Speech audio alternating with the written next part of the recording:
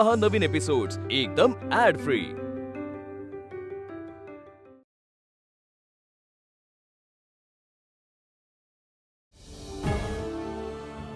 शिक्षण घ्या, संघटित व्हा आणि संघर्ष करा। भीमबाळा, तुला काय वाटतं?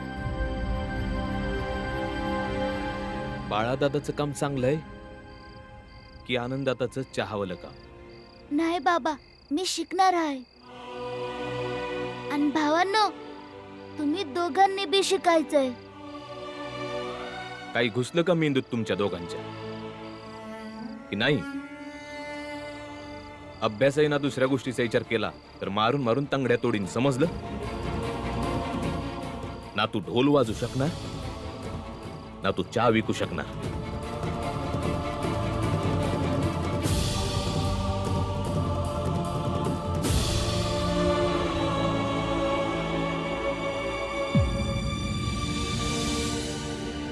ना तू ढोल वाजवू शकणार ना तू चहा विकू शकणार।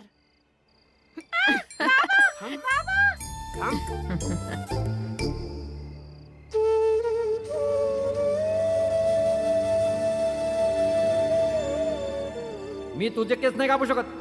का? ही गोष्ट जाऊन तुझ्या बापाला विचार का मी तुझे केस का नाही कापू शकत।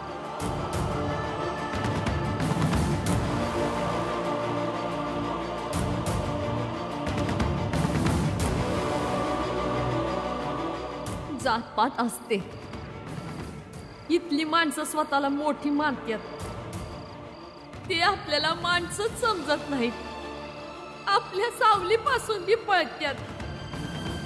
यो कापड पण तू तुझ्या सोबत घेऊन जा। या कापडाला मी कोणाला बांधणार? एका म्हशीचं केस कापता, मग माझं का नाही?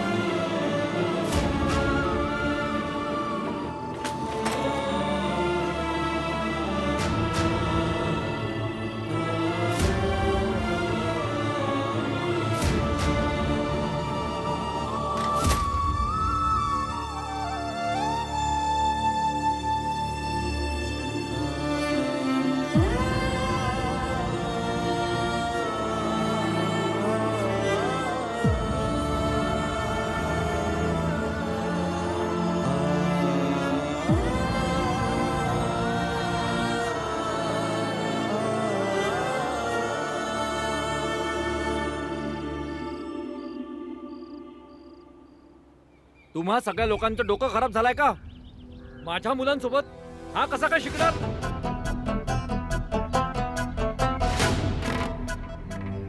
माझी मुलं सुसंस्कृत आणि शिस्तबद्ध आहेत। धर्म आणि कर्माची त्यांना चांगली जाण आहे। अनर्थ होतोय या विद्यालयात। हो शेठजी, अगदी खरं बोलताय। हो, आणि जर तुम्ही असं केलं तर आम्ही आमच्या मुलांना या शाळेतून बाहेर काढू। हो, आम्ही बाहेर काढू। आम्ही मुलांना या शाळेत नाही शिकवणार। हो, आम्ही बाहेर काढू। शांत व्हा शेठजी, आणि गोष्ट समजून घ्या। ही मुलं तुमच्या मुलांसोबत शिकत नाहीये। ही पोरं आपलं पोतं घेऊन दूर कोपऱ्यात बसतात, तुमच्या मुलांपासून अगदी लांब, एकदम कोपऱ्यात। या शाळेतले प्रधान अध्यापक असून अडाणी आणि मूर्खासारखं बोलताय तुम्ही। या समाजाला आणि या देशाला आमचे मुलं बनवतील हे नाही।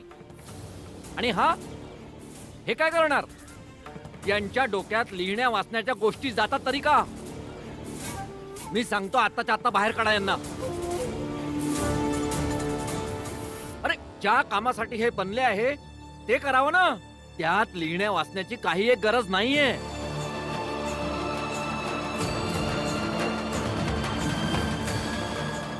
हे आमच्या धर्मात का घुसतायत? काय भावांनो, मी खोटं बोलतोय का?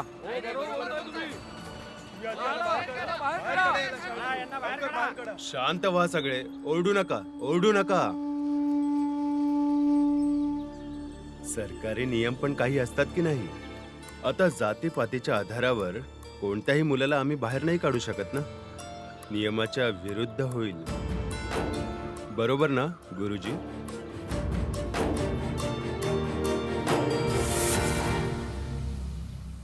इकडे काय बघताय? इकडे बघा.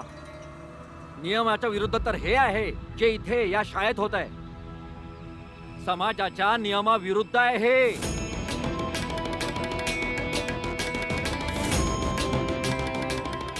इंग्रजांना काय माहिती आपल्या समाजाच्या, आपल्या जातीबद्दल? आणि जर का तुम्हाला सरकारी नियमांची एवढी चिंता होत आहे तर या मुलाच्या हातचं पाणी पिऊन दाखवा.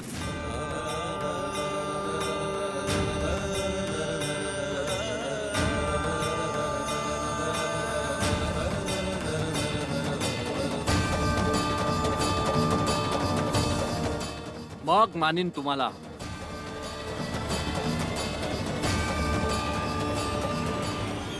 शेठजी, अहो हे काय बोलताय तुम्ही? इथे शिक्षण घेणं आणि पाणी पिणं या दोन वेगळ्या गोष्टी आहेत. मी इथे तुमच्या फालतू गोष्टी ऐकायला आलेलो नाहीये. मी हे सांगायला आलोय की बाहेर काढा यांना. आम्ही त्यांना इथे शिकू देणार नाही.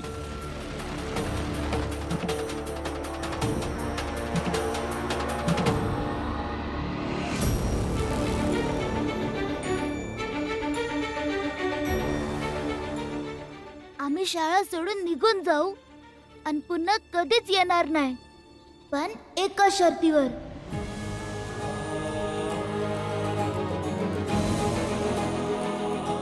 कशी शर्त? तुम्ही माझ्या वर्गातनं कुठलं बी पुस्तक घ्या, त्यातनं मला 5 प्रश्न विचारा. त्यापैकी मी एकाही प्रश्नाचं उत्तर चुकीचं दिलं तर आम्ही आत्ताच्या आत्ता ही शाळा सोडून निघून जाऊ.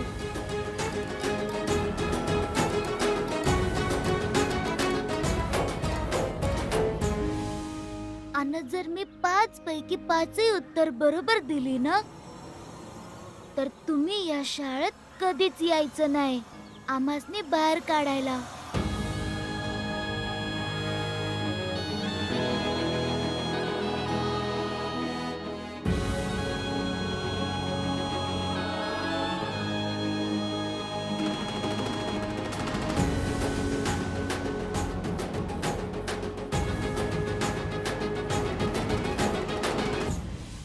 भीमराव, हे तू काय बोलतोयस? मला सांग, तुला इथून कोण काढू शकेल? कायदा पण काही चीज आहे, समाज पण काही चीज आहे. वर्षानुवर्षाच्या समाजाला तुम्ही बदलाल?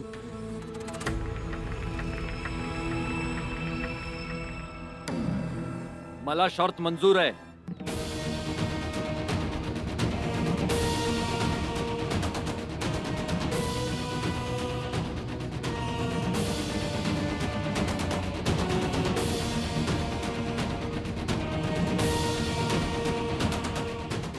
ध्रुव, दप्तर घेऊन ये.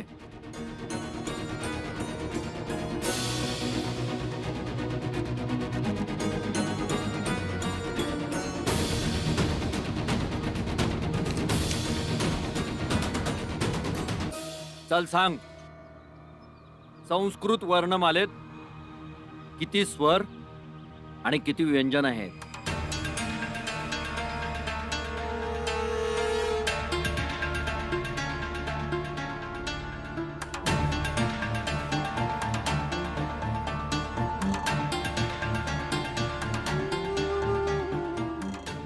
आणि सगळे मिळून किती वर्ण होतात सांग?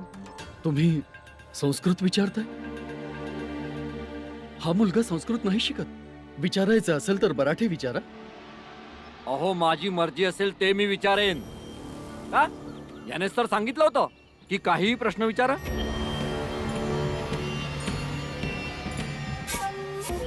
उत्तर दे, नाहीतर घरी जा. संस्कृत वर्णमालेत एकूण 13 स्वर, 33 व्यंजन आणि 4 आयोग आहेत.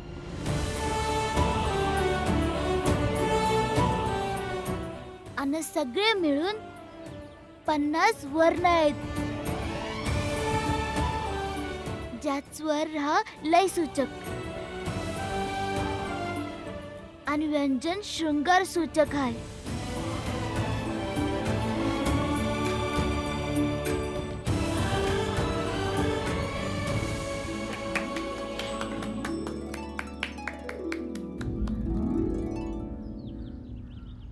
हा संस्कृत कसा शिकला? ऐकून ऐकून. ऐकून ऐकून.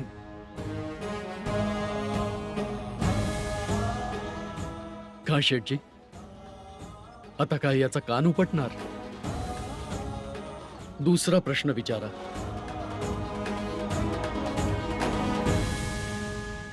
बाबा, बाबा. तू तर शाळेत होता ना? हो बाबा, भीमा परत संकटात सापडलाय. तुम्ही चला ना लवकर. पण झालं काय? तुम्ही स्वतः येऊन पहा ना बाबा. चला लवकर.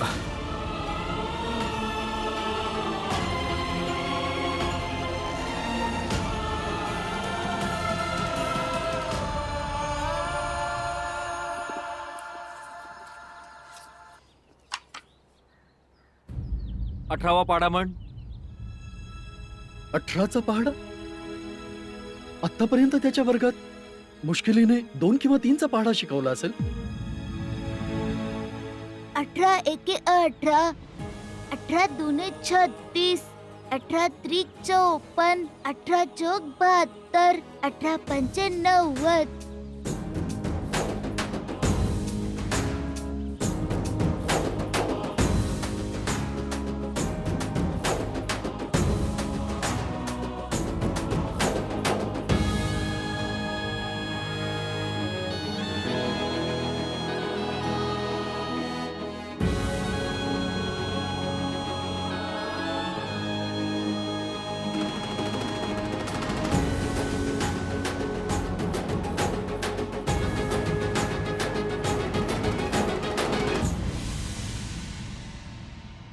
उघड उघड.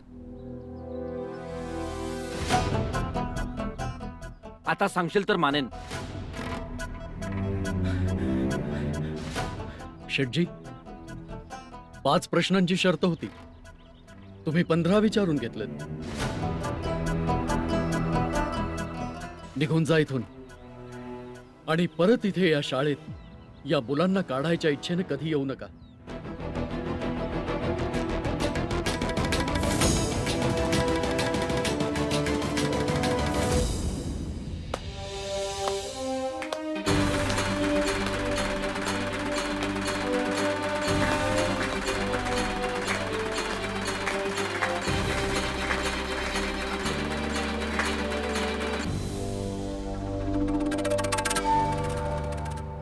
मी पण बघतोच की हा या शाळेत कसा शिकतो ते.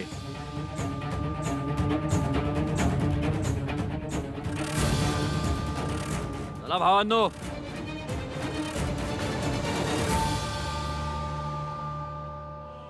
भीमराव, बाळा आपल्या वर्गात जा.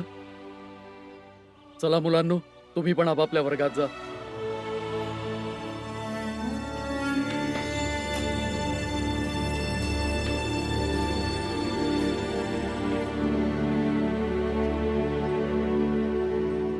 हे बघा, तुमच्या मुलामध्ये काहीतरी आहे जे त्याला इतरांपेक्षा वेगळं बनवतं. तुम्ही त्याचं शिक्षण कधीच बंद करू नका, अगदी अगदी काहीही झालं तरी. वय गुरुजी, माझं बी हेच सपन आहे की भीमानं जिथपर्यंत शिक्षण होतं तिथपर्यंत शिकावं. धन्यवाद गुरुजी. ठीक आहे. चला मुलांनो, आपापले पुस्तकं काढा. बरं झालं की कालच्या न्हाव्याच्या गोष्टीचा परिणाम नाही झाला. असं वाटतंय की जसं भीमरावचं मन आणखीन मजबूत झालंय. कोण आहे हा भीमराव आणि त्याचा बाप रामजी? काय करतो हा? शेठजी पहिलं दुसरीकडे राहत होता, आत्ताच नवीन नवीन आला इथं. ऐकलंय की सुभेदार होता कंपनीच्या पलटणीत, रिटायर होऊन इथं आलाय. अच्छा, सुभेदार असण्याचा रोप त्याच्या पोरात पण दिसतोच आहे. नाहीतर या लोकात एवढी हिंमत आली कुठून? वीत भराचं पोरग आणि ऐट डोळ्याभराची. असो, आता आला ना आपल्या इलाक्यात, पाहून घेऊ त्याला. नजर ठेवा त्याच्यावर. जी शेठजी. भाई शेठजी.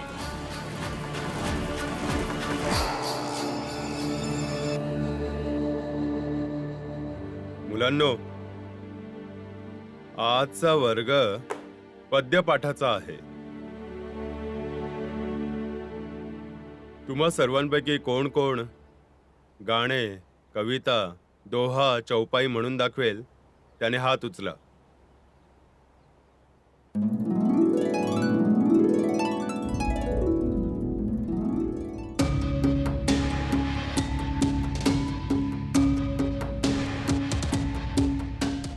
अच्छा, तुला पद्य पण येतं? हो गुरुजी. अरे, जर तुला सगळंच येतं तर मग तू शाळेत काय येतोयस? गुरुजी, जे मला येतं ते मी तुम्हाला सांगतो, आणि जे येत नाही ते तुमच्याकडून शिकतो, म्हणून शाळेत येतो.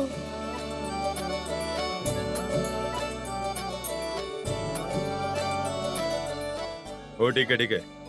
ते गाणे, दोहा, चौपाई जे काही येतं ते ऐकाव. चल भीम, लाव सूर.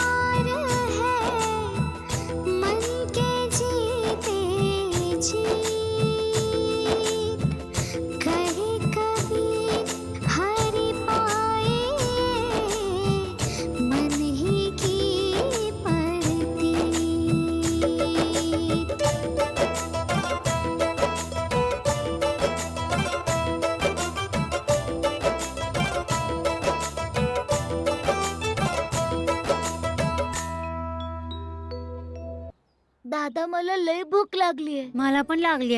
चल दादा, हे उघडून दे ना.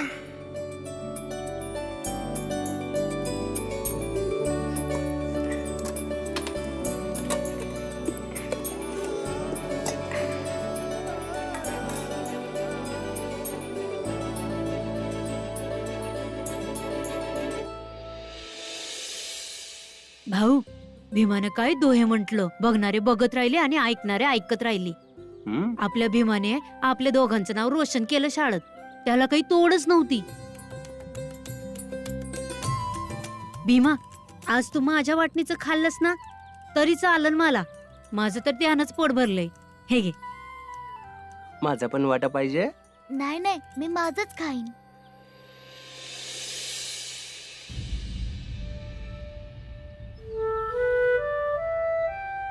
काय झालं? माझं नाव सुरेंद्र आहे. तू किती छान गातोस. तू मला पण गाणं शिकवशील? मला पण गाण्याचा छंद होता, पण मी कधी गाणं शिकूच शकलो नाही. आमचा भीम साऱ्यांना सारं शिकवतो. हा, आमचा भाऊ हाच तेवढा हुशार.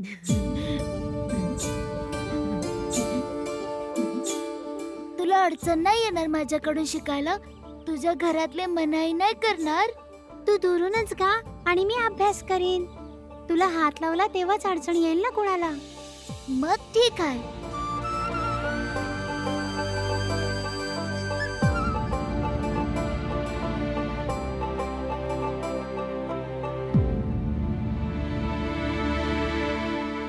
हे घे खा, खूपच छान आहे.